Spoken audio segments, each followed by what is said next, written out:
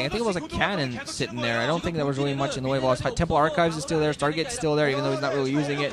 Citadel with Dune is still there. Everything that he needs is really much still there. Meanwhile, let's see what Stork's gonna do. Trying to possibly force engagement. He has to be a little bit careful with how he wants to engage. It's a very large open area for Jaedong to possibly take advantage of. Meanwhile, he's gonna go for yet another drop on Stork's main. A lot of it getting stormed. Saw those Archons morphing in, but a lot of the forces got stormed as soon as they came down. I think maybe finally this time they're going to be able to do some damage. There are some Lurkers in that troop as well. Finally now might be able to take off this tech. Probably going to manage to do that. The cannons are just going to annihilate it. And then Pylon's also empowering the Temple Archives, although I think he has the upgrades for all that by now. Meanwhile, another engagement also near the middle. Jaedong kind of like swarming forces in, just line in, kind of conga line, and they're just getting stormed as soon as they even come close to those Archons. And even if they run through the storms, they're going to find themselves shelled by Dragoon Fire and Archons at the front. You know, Archons at the front, they're like the best hoplite army you're going to find yourself with. Like a huge wall of, it's as if it's a huge wall of spears just waiting for you to pounce on. Jaedong did manage to take up quite a bit of tech at the lower left position, but I still think that he's losing a lot of forces, though. Stork, meanwhile, picking up the 12 o'clock position, slowly getting himself back into this game. And Jaedong, what I gotta say, Jaedong's the type of guy in PvZ. He has a weakness for PvZ. It's his worst matchup, but it's his worst matchup in that he's not the best in PvZ early game to early mid game. When he gets past the mid game, into the late mid game, into the late game, when his macro's kicking in, when what he has to do is macro, get bases, do some economic harassment. Basically, what he has to do is micromanage a big army and macro alongside. That's when he's at his best. When the game is a little bit more micro-oriented, like the early mid game, when you still don't have that solid micro mechanic and you still don't have that big army to control, Storms, Archons, Dragoons, then he's finding himself a little bit vulnerable. Meanwhile, he's pushing up towards the 12 o'clock because Jaedong has some forces that are putting down some Dark Swarms, but I think Stork's still going to be able to defend this pretty well, because if Jaedong pushes in on that, even with Dark Swarms, Stork's still going to be able to box him in there. Jaedong might do a little bit of damage, but he still has a little bit to go through. There are a couple of gateways there, cannons all over the place. He's going to be able to produce some High Templars, which are going to storm, and those Zealots particularly at the front. So Jaedong's going to have to lose some forces if he wants to pick off the 12 o'clock. Stork has no mining on his main or his natural. I think even his mineral only is most likely depleted at this point, but he's still caught up economically with Jaedong, definitely. Jaedong doesn't have the army size I think that Stork has. Stork has committed a lot to still has mining at the mineral only, never mind. While Jaedong had some mining all over the place, but I think he's lost the mine in the upper right hand, his natural as well.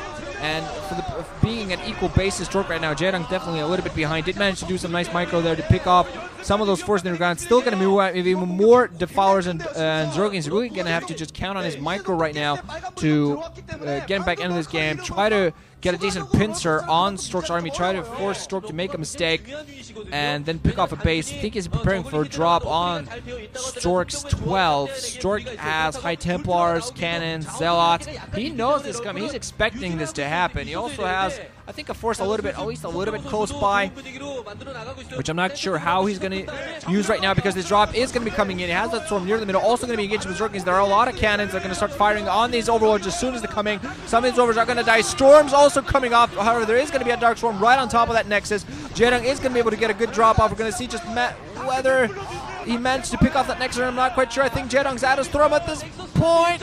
Is the Nexus safe? There are still Zerglings petering off at it. Stork looks like he is going to lose that Nexus. More storms went off. Not enough to pick off all the Zerglings. No, the Zealots help and pick off the Zerglings. So Stork holds the 12th, and Jaedong loses a lot of overloads and quite a few forces for that Doom drop, which overall failed. Didn't lose that many overlords as I thought he did, though. They're just on the other side, but don't have any troops now. Finally has ultras out in the field. They're fully upgraded. Stork at this point, armor 2, weapons 3, and shield 1. I think that's interesting. Or is that armor 3? I can't quite tell. I think that's armor 2. Might be armor 3. I can't quite tell from here.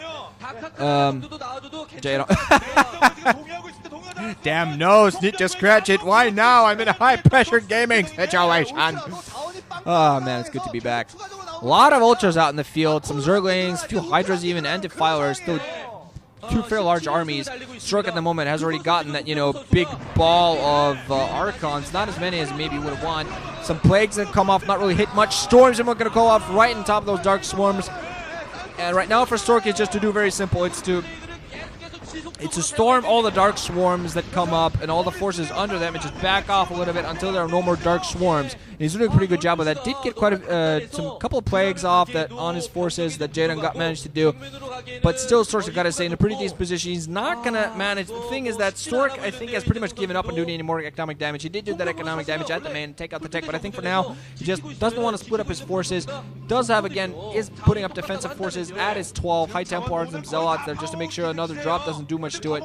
Or if Jaedong goes for a break at the front of that 12 o'clock, he's you know, going to be paid in full for attempting to do something so foolhardy. Let's see, Dark Swarm going to come up on top of those Ultra Storm. Meanwhile, on the southern forces there, Stork, he's putting himself up a little bit, sacrificing a couple of those forces. A lot of Ultras now out for Jaedong. Not just wondering whether he has enough support. Definitely has some Dark Swarms, but Storms coming off all over the place for Stork. He just always seems to have a Dark Swarm. Has already had those High Templars out in the field for quite a while, so they have a lot of energy saved up. And Stork just staying strong in this game for now. Let's see, apparently went for a drop at that 12. Never mind, not doing any harassment. Did get a storm off, picked off a few drones, I think. Not as many as maybe would have wanted, but lost those forces to reinforcements. At the very least, distracting Jaedong a little bit. Meanwhile, keeping his mining going. Still has a High Templar that's kind of locked in by a drone now. I'm also going to get picked off by that. Probably not going to manage. Yeah, Zerg's coming in, not going to manage a storm before it dies. Ooh, God. Still continuously producing. Has still a bunch of those Archons out in the field, reinforcing with Zealots. I think it's really going to come down to a big battle. Sure, the players still trying to do some harassment. If one player manages to pick off the base of another, it could give him the lead. But the problem is, if you're going to do that, you're most likely going to be forced to sacrifice quite a bit to do so. Let's say Stork at most might be able to do another storm drop, and that's it. Meanwhile, although as I say that, Jaedong is actually going for exactly what he wants to go for. Going to do a big drop right on that production. Stork's going to be in a little bit of trouble here. Already putting up some tech at that mineral-only position, and he doesn't. I'm just wondering whether at this point he might have actually thought of going Reavers as a part of defense against this. Reavers against Zerglings and Ultra combination, particularly Ultra, is very effective, but now he's already lost several of his gateways. Has some forces coming in, not really too much. He has that ball of forces out in the middle that he's going to have to use to continuously engaging Jaedong. Finally now storming on top of the Dark Swarm. Might still out of Ultras out in the field alongside Defires, so he's still taking a lot of damage to his production. Already lost, I think, 4, maybe even 5 gateways. Still has a huge ball of forces, though. I'm wondering, he is pushing down a little bit, wondering whether he wants to force an engagement because he knows he's taking up quite a production damage. He still has a huge army, though, and he knows if he manages to do it with his army, he might actually win the game right here. Archons engaging the Ultras. There's still a lot of storms coming in for Stork. The problem is that storms sometimes just are not enough against Ultras. They are effective, of course, but you want Reavers. Reavers are the ones that really do the type of damage he wants. Now he's losing a lot of his Archons out in the field. Ultras coming in, and Stork's army prevails. There's a huge number of the Ultras still running up, and Stork has lost a lot of his production. Lost most of his army, adding in gateways at that mineral-only position right now. Still mining at the 12 in the upper left. Jaedong, though, staying in this game, still has a huge army, sniffing there a little bit. I think that's going to be the new Jaedong thing. Flash twitches his eyes, and Jaedong goes like that. Does that thing. Let's see. Not really much in the mining for Jaedong. I think he's also mined out his lower right. Should have mined his lower right by this point. I think that 6 is the only thing that's mining right now. Stork's going to go for another drop on top of that. Has the Observer alongside. High Templar drop. Gonna storm outside because there were some drones moving up to another position. Meanwhile, did get a storm off on those drones at that 6. So really he's trying to stay back and at least damaging the economy of Jaedong. The problem I think Stork has now that before, if Jaedong went for a break at the 12, he would have lost his forces in doing so, simply because Stork might come back from the back. He's still trying to push a little bit, but not nearly enough forces at the moment, pushing on Dark Swarms. There are storms there ready. I think he's actually pushing in right now, just with a few forces piecemeal a little bit, just to force Stork to waste those storms. He's wasting those storms on nothing nothing but a few Zerglings, and I think there's going to be a lot more coming in very soon. I think Stork's actually going to lose at 12 o'clock, and I think with his 12 o'clock he's going to lose the game. Because Ultra's not really going to find himself in a very nice position, try to push in, and they're only one at a time. So it is a very nice funnel, despite that, it is a very nice funnel for the Zealots and the High Templar. Those cannons not really doing much of anything.